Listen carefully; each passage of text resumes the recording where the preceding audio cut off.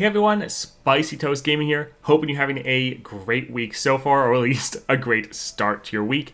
And with the start of a new week, we have the weekly adventures. So we have a 1.5, a 2, and a 3.5 star adventure.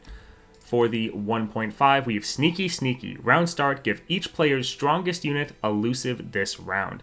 So this is a pretty general power that you'll be able to use on a lot of different people. As normal, you can pretty much play whoever you want here. However, some champions will be able to benefit from this. Kaisa, as having that extra keyword, will help trigger your evolution. Also, you can have Thresh, because if the unit with elusive dies, that elusive will then get recycled onto another unit because of his star powers. Also, you might want to consider using the Voidborn Carapace so you can give your champion that elusive permanently.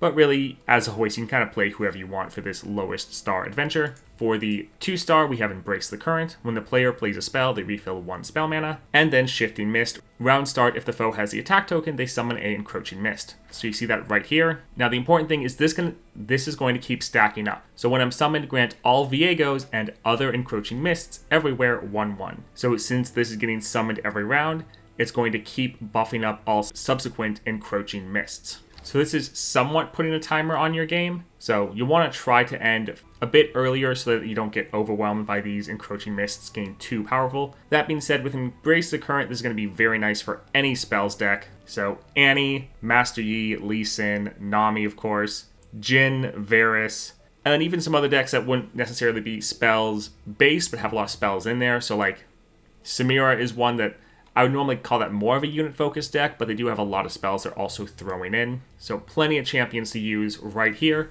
And again, just try to focus on ending the game a little bit faster because these will start stacking up and will be a threat in that mid and late game. Alright, next up then for the 3.5 against Karma, we have Swarm Tactics. When the foe attacks, they summon a ephemeral attacking Arachnoid Horror. So you see that right here. And then when the foe attacks, spawn 3. So that will also be quite deadly. So they're going to be spawning a tentacle and then growing it by each point of spawn they have. So essentially in their first attack, they'll be spawning and growing a tentacle up to 3. And then if it isn't dealt with, the next round it'll grow by 3 again. So both of these will be pretty deadly. You're definitely going to want to keep the enemy from attacking if at all possible. However, you will be able to benefit from this by going for a deck that benefits from units dying. So for one, going with Kayn would be very strong, because as long as you can get ahead of the enemy, every time they're attacking with these units, you can then just kill them and keep growing more and more of your own units. So that'd be one that'd be very strong. Or someone like Volibear, where you want to have units to kill so that you can get more sigils to get your bigger units on the board. He would be another one that would really help benefit from this. Or going for more of the swarm style boards, you always have a blocker, such as like Misfortune or potentially Poro King, where you normally have a lot of units, you can always block all these enemy units they're summoning every round. Or you can just try to make sure the enemy can't attack, and then these won't trigger. So if you go for someone with a lot of CC, like Master Yi, or even someone like Annie, being able to stun the enemy units so they can't attack won't let them trigger these powers. Or as always, you can just go for the decks that are able to end games very quickly. So Diana, Jax, Jinx, they're all kind of your normal go-tos. But also you could go for some of the ones, for some of the champions that are very consistent and ending the game right around that 4 mana mark. So Gwen and Illaoi are both very strong for being able to attack, level up, trigger Crown Guard Inheritance, and then attack again, ending the game.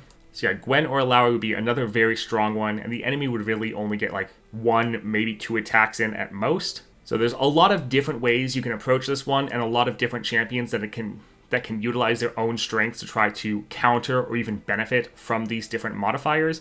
I actually really like this weekly. It's a very interesting combination that is going to be difficult, but there's many different ways you can deal with it, utilizing whatever champion strengths you actually like. Alright, that's it for these weeklies. If there's any combination that you found that really worked well, definitely comment down below to help your other players out. Overall, these weeklies seem like they should be pretty fun. Glad we don't have another week of like unyielding. But that's it for me until later on in the day. I hope you all have a great start to your week and a great rest of your day.